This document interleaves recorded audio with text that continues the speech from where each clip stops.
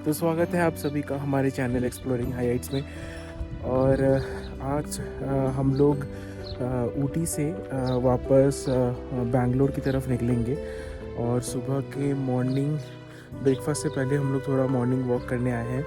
और यहाँ पे कल हम लोग थोड़ा ऊपर की तरफ गए थे और आज उसी रोड को लेके थोड़ा नीचे की तरफ जा रहे हैं। कैसा क्या रहता है, बहुत ही सुहाना मौसम है। अभी 8 बज चुके हैं, लेकिन हल्का जो धूप आता है वो उसके बदौलत थोड़ा ठंड कम लग रहा है, हल्का फुल्का। और यही अगर सिटी साइड होता है तो उल्टा असर होता है कि धूप निकलने के बाद आप मॉर्निंग वॉक नहीं कर पाते। तो यहाँ पे अर्पिता ने स्टॉप लिया है थोड़ा फूल वगैरह प्लक इन करने के लिए। उसको फ्लावर्स बहुत पसंद है। एंड अभी हम लोग थोड़ा और नीचे की तरफ जाएंगे। कल जो ऊपर की तरफ गए थे तो वहाँ पे रूस्टर वगैरह हम लोग को देखने को मिला था, एक ब्लैक रूस्टर। तो नीचे की तरफ कौन से पेट एनिमल्स या तो कैटल्स रहते हैं वो हम लोग एक बार देखते हैं जाके। तो ओवरऑल ऊटी का जो हम लोग का ट्रिप है बहुत ही अच्छा बीता। हम लोग ने लगभग तो भी 2 दिन के हिसाब से जितने पॉइंट्स घूमने चाहिए हम लोग ने घूम लिए ऑलरेडी। और लास्ट मोमेंट में हम लोग को जो टॉय ट्रेन या नैरो गेज ट्रेन का यहाँ से हम लोग को जो टिकट्स मिल गया था, अवेलेबल हो गया था, वो हम लोग को बहुत ही एक्साइटिंग लगा। एंड यहाँ पे अभी आपको पीछे मैं हरियाली दिखाता हूँ, ये है इसका वैली। तो ऐसा वैलीज़ हम लोग को कहीं सिटी साइड में नहीं मिलता। और ये है कैरेट फार्मिंग, ऊटी कैरेट्स का। कैरेट्स ज़मीन के नीचे रहते हैं और ये सारा पौधा है। कैसा लगा तुमको ऊटी? बहुत सुंदर लगा। वापस आने का एक बार मैंने। कब आएंगे हम लोग? नेक्स्ट ईयर में भी। हिली एरिया में पहले कभी इतना एंजॉय नहीं किया एक्चुअली, नॉट श्योर, बट काफ़ी दिनों बाद आए हैं। लाइक हमारा तो फर्स्ट टाइम है माउंटेन्स। बहुत अच्छा लगा, बहुत ही वेल मेंटेन, ग्रीनरी से भरा एक बहुत ही शांत टूरिस्ट प्लेस है ऊटी। मन को एकदम भा गया। मैंने थोड़े फ्लावर्स लिए हैं, ये आई डोंट नो ज़ीनिया है या क्या है।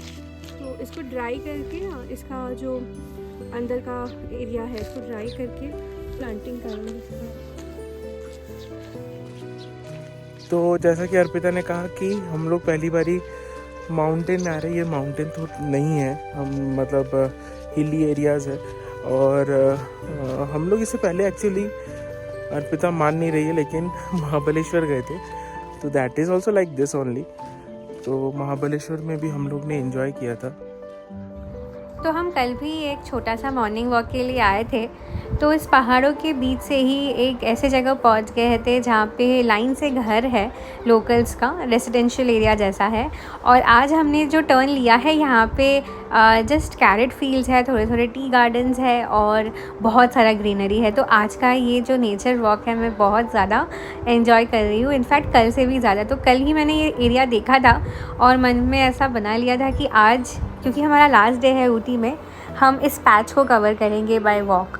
तो यहाँ का रास्ता भी इतना अच्छा है कि व्हीकल्स भी पास हो रहा है और आप बहुत स्मूथली एक माउंटेन से दूसरे माउंटेन के तरफ भी जा सकते हो।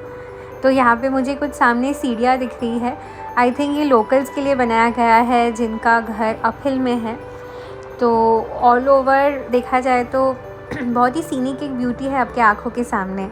तो हालांकि हम जब आए हैं ऊटी, ये इतना भी सीज़न नहीं है, बट इसका जब सीज़न होगा ऊटी का, आई थिंक तब यहाँ पे भीड़ बहुत ज़्यादा होगी। लेकिन आज बहुत शांत है ये जगह। तो नीचे जाके हम लोग होटल के जस्ट अपोजिट साइड आ गए थे और अभी हम लोग ऊपर चढ़ाई की तरफ चढ़ रहे हैं। थोड़ा बहुत चढ़ाई है। एंड हम लोग इसके बाद जाके थोड़ा फ्रेशन अप हो के ब्रेकफास्ट करने चले जाएंगे। कल एक्चुअली जहाँ पे हम लोग आए थे वो ये वाला पॉइंट था और उसके आगे भी बहुत सारा जगह था जाने के लिए, लेकिन कल वो पोर्शन चढ़ाई था तो इसलिए सिर्फ इसी पॉइंट तक आ पाए। आज थोड़ा और एक्सटेंड करके हम लोग लगभग इधर कहीं तो भी पॉइंट है वहाँ पे गए थे।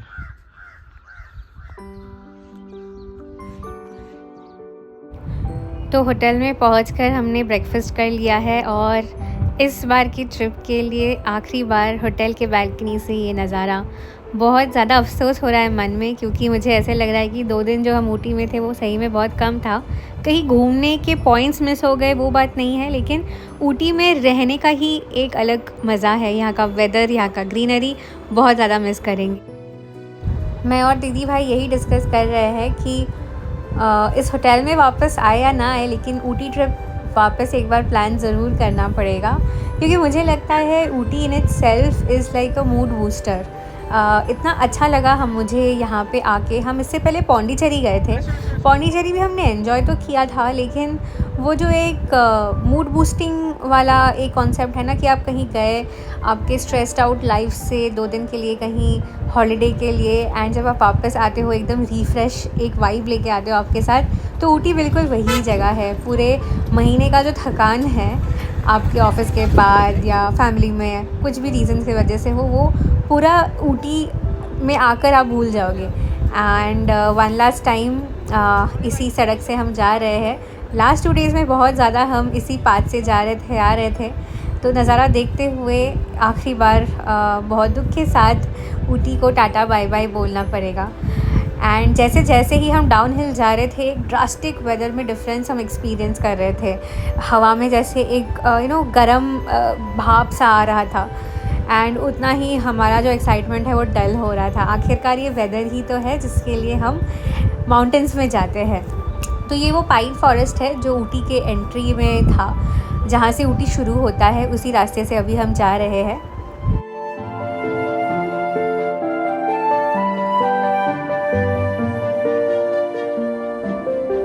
तो ये है पाइन फॉरेस्ट का बैक वाटर्स, जहाँ पे हम सबसे पहले दिन और सबसे पहला टूरिस्ट पॉइंट था पाइन फॉरेस्ट हमारे लिए। तो आज हमने देखा पाइन फॉरेस्ट के सामने बहुत ज़्यादा भीड़ है। तो केरला से बहुत सारे टूरिस्ट बसेस यूजुअली आते हैं संडेज़ को, और बहुत टूरिस्ट घूमने आते हैं ऊटी। और यहाँ पे हमने रास्ते में एक हॉल्ट लिया है। ऊटी से कुछ सब्जियाँ ले जाएंगे, तो कैरेट तो लेना ही है, ऊटी स्पेशल कैरेट, और साथ ही में इसी के पास रखा है रेड रेडिश। तो रेड रेडिश भी थोड़ा सा अनकॉमन ही है बैंगलोर में और पुणे में भी।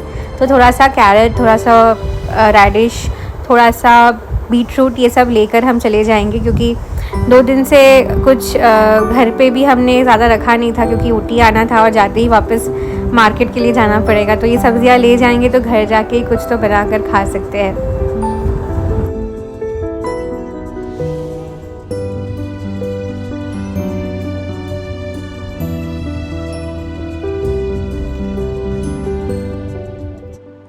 तो हम जिस रूट से ऊटी आए थे बिल्कुल वही रूट फॉलो करेंगे। बंदीपुर होते हुए हम बैंगलोर की तरफ चले जाएंगे। तो जब हम आ रहे थे तब बंदीपुर में हमने सिर्फ डियर्स देखे, बहुत सारे डियर्स देखे, लेकिन उसके अलावा तो हम ज़्यादा कुछ देख नहीं पाए। इनफैक्ट ग्रीनरी भी बंदीपुर में इस वक्त नहीं था, बहुत हार्श वेदर है। लेकिन हाँ, रिटर्न आते वक्त हमने कुछ वाइल्ड एलिफेंट्स देखे और कुछ पेट एलिफेंट्स भी देखे। डियर्स तो थे ही, लेकिन एलिफेंट इस ट्रिप में हमारे लिए एक सरप्राइज़ था। वो देखिए दूर से एलिफेंट्स दिख रहे हैं। ज़्यादातर गर्मियों के मौसम में आपको यहाँ पे वाइल्ड लाइफ फॉरेस्ट बिल्कुल नहीं दिखेंगे। वो सभी बहुत अंदर अंदर रहते हैं, जहाँ पे पानी होता है वहाँ रहते हैं। तो आउटर एरिया में तो पानी का क्राइसिस है ही। यहाँ पे देखिए कुछ बाइकर्स रुक गए एलिफेंट्स को देखने के लिए, लेकिन यहाँ पे रुकना बिल्कुल भी मना है। अगर फॉरेस्ट डिपार्टमेंट्स के लोग वहाँ रहेंगे तो आपको ज़रूर फ़ाइन या कोई पेनल्टी चार्ज करेंगे। सामने ही कितने सारे डियर्स हैं, मन कर रहा है कि उनके पास दौड़ के जाऊँ, लेकिन वही है कि हम बिल्कुल भी गाड़ी को रोक नहीं सकते या गाड़ी से उतर नहीं सकते।